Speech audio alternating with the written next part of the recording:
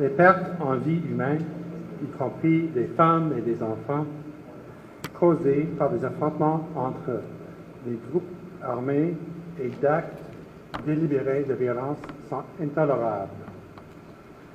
Puis, le meurtre récent du bâtonnier de Port-au-Prince, Maître Montfarier-Dorval, a été un coup particulièrement dur contre les efforts des défenseurs d'un meilleur état de droit ici en Haïti. En ces circonstances tragiques qui se multiplient, mes pensées vont aux victimes ainsi à leurs familles et leurs proches. La construction d'un pays plus stable, démocratique et prospère ici en Haïti est une priorité pour le Canada dans sa relation avec le gouvernement d'Haïti et le peuple haïtien. Je souhaite saisir cette occasion pour réitérer l'engagement du Canada à travailler avec le peuple, le gouvernement et la police nationale d'Haïti pour faire une police professionnelle au service de l'État de droit, de la sécurité des citoyens et du respect des droits humains. La signature aujourd'hui d'un protocole d'entente concrétise la volonté continue du Canada d'appuyer le gouvernement haïtien dans sa démarche de professionnalisation de la PNH et la lutte contre l'insécurité. La Police nationale d'Haïti, qui a fêté ses 25 ans d'existence en juin de cette année, est une institution jeune, mais qui a bénéficié depuis sa naissance de l'appui constant et multiforme des Nations unies, de la coopération bilatérale et internationale. Le ministère de la Justice et de la Sécurité publique, par mon humble organe, tient à remercier l'ambassadeur du Canada pour tout l'appui apporté à la Direction générale de la Police nationale d'Haïti et relativement à ce protocole d'entente que nous allons signer ensemble. Le ministère de la Justice et de la Sécurité publique entend poursuivre, entend mettre en œuvre tout ce qui vient d'être dit et tout ce que nous aurons à faire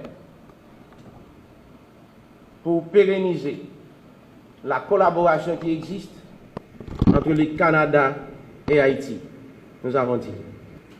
L'exercice de ce matin est d'une importance capitale, qu'il s'agisse d'une initiative inscrite dans le partenariat et des relations stratégiques qui lient la République du Canada et Haïti, dont l'engagement de longue date envers notre pays le positionne en tant qu'un des principaux partenaires bilatéraux.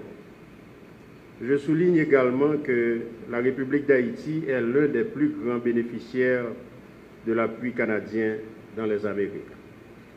Monsieur l'ambassadeur, le président de la République s'est maintes fois exprimé avec force sur la nécessité d'une nouvelle manière de coopérer.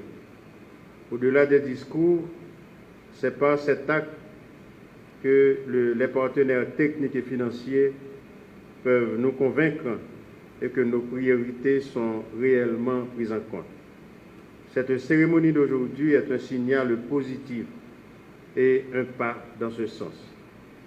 Ainsi, c'est avec beaucoup de plaisir et certainement avec un sentiment de satisfaction que je m'apprête à signer en présence du ministre de la Justice et de la Sécurité publique ce protocole d'entente d'un montant avoisinant les 12 350 000 $ canadiens, dont l'objectif est de renforcer les capacités institutionnelles et opérationnelles de la Police nationale d'Haïti, la PNH.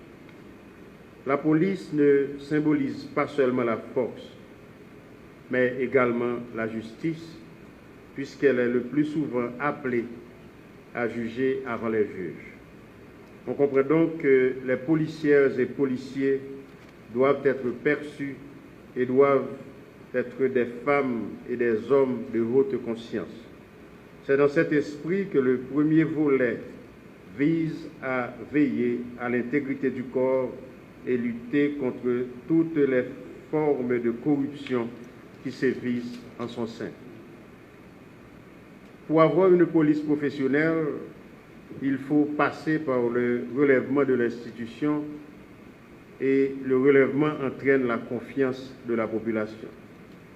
Mesdames, Messieurs, le pays a consenti beaucoup de sacrifices pour la République, dispose d'une police à la hauteur de ses besoins.